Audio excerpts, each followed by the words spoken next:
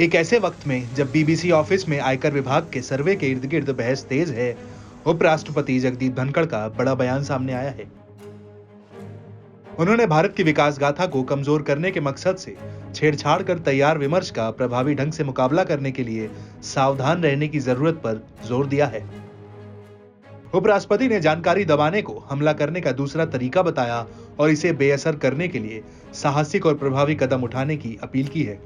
उन्होंने ये भी आगाह किया है कि अगर लोग इस तरह की सोच के खिलाफ सतर्क नहीं रहते तो सब कुछ बर्बाद हो सकता है। उपराष्ट्रपति धनखड़ ने अपने आधिकारिक निवास पर भारतीय सूचना सेवा के परिवीक्षाधीन अधिकारियों के एक ग्रुप से कहा कि दुनिया में भारत को मौके और निवेश की जमीन के रूप में जाना जाता है, लेकिन यह सब गड़बड़ हो सकता है अगर हमारा सूचना तंत्र मजबूत ना हो। उनका बयान बीबीसी की ओर से हाल ही में 2002 के गुजरात दंगों और भारत पर डॉक्यूमेंट्री के प्रसारण पर शुरू हुई राजनीतिक बहस की पृष्ठभूमि में आया है। सरकार ने सोशल मीडिया प्लेटफॉर्म पर डॉक्यूमेंट्री की पहुंच को रोक दिया था। इस बीच हाल ही में आयकर अधिकारियों ने दिल्ली और मुंबई में बीबीसी ऑफिस में एक सर्वे किया।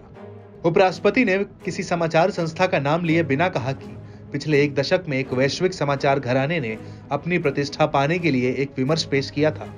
उन्होंने कहा कि विमर्श यह था कि किसी के पास सामूहिक विनाश के हथियार थे और इसलिए हमला सिर्फ मानवता को बचाने के लिए किया था। उन्होंने इराक युद्ध के परोक्ष संदर्भ में कहा, चीजें हुई, सामूहिक विनाश के कोई हथियार नहीं मिले। उपराष्ट्रपति ने कहा, अब अगर भारत बढ़ रहा है तो एक कथा को आगे बढ़ाने के लिए विमर्श तैयार किया जा रहा है। हमें सतर्क रहना होगा। उन्होंने कहा, हमारे देश में विशेष रूप से तथाकथित बुद्धिजीवियों के बीच एक शातिर सोच बढ़ी है। बाहर से आने वाली कोई भी चीज पवित्र होती है, एडवांस होती है। हमें इस पर सवाल उठाना होगा। उन्होंने कहा कि इसकी अनुमति नहीं दी जा सकती है।